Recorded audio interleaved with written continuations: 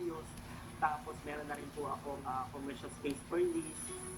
As of January 1, 2023, $26,400 New Taiwan dollars o mahigit na 46,000 pesos ang minimum wage ng mga manggagawang protektado ng Labor Standards Act ng Taiwan. Bukod pa dito, ang overtime pay. Para naman sa mga migrant worker at employer na nais humingi ng assistant kaugnay ng usaping yan, protective shelter referral at iba pa, maaaring makipag-ugnayan sa 24-hour 1955 labor consultation and complaint hotline. Ang kababayan namang si Leo Val, naghahanap buhay naman bilang factory worker sa Taiwan sa loob ng 8 taon. Subalit noong 2022, na-diagnose siyang may cancer sa lymph node. Anya, malaking tulong ang health insurance benefits para sa kanya. Bali po yung health insurance po namin. Napakalaking tulong po sa akin. Kagaya po nung na nagkasakit po ako. Kung hindi po doon dahil sa health insurance, siguro hindi ko rin po kayang ipagamot yung sarili ko. Gawa ng sa sobrang laki ng gastusin sa pagpapagamot sa bilang isang cancer patient. Yung session po umabot po ng more than 3 months. 6 na session po yun.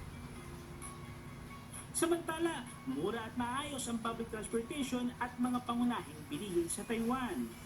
Bukod dito, ligtas at tiyak din ang seguridad ng mga manggagawang Pilipino. May ilan din sa mga kamangha-mangha at hindi makakalimutang experience ang mga kababayang naninirahan at naghahanap buhay sa Taiwan.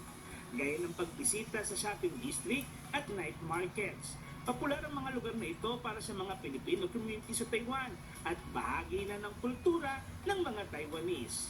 Iba't iba ang makikita rito, magmula sa street food, sapatos at damit. Mayroon ding games o mga palaro. Actually, dito sa Yongkang, marami talagang pumupunta ng mga kababayan natin. Hindi lang turista, pati mga migrant workers or mga kababayan natin na dito na nagtatrabaho. Una po talaga, syempre, ang street food. Pangalawa, sir, is yung mga desserts. Number 1 na po yung mango shaved ice. Yung mango shaved ice, you've never been to Yongkang kung hindi mo itry yun. Kaya dapat kainin natin yan.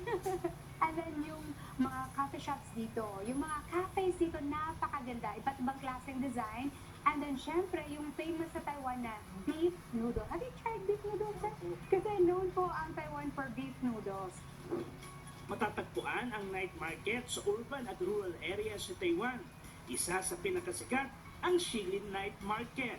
Kabilang sa mga hindi dapat palagpasin pagkain dito ay ang flame grilled beef cubes, herbal stew pork ribs, pork pepper buns at marami pang iba. Kahit na bago ka lang dito, hindi ka ma-homesick kasi ang daming places na pwede mong puntahan. And gaya dito, nandito tayo ngayon sa Zhongshan, every Sunday maraming mga Pinoy na pupunta dito. Yes, kaya hindi ka ma-homesick. Favorite ko talaga sa Pinas Bulalo.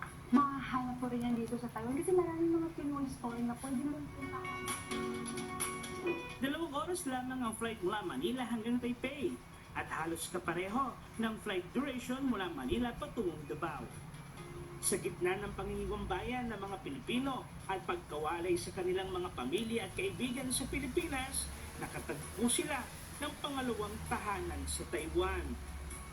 Kapag sinusulong ng Pilipinas at Taiwan ang kalayaan, demokrasya at pangangalaga sa karapatan ng mga mamamayan.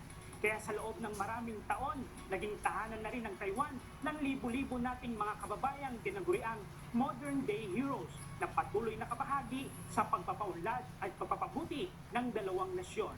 Paulo Dasal, UNTV News and Rescue. Diyos ang aming sandigan, serbisyo publiko ang aming pinahalagahan.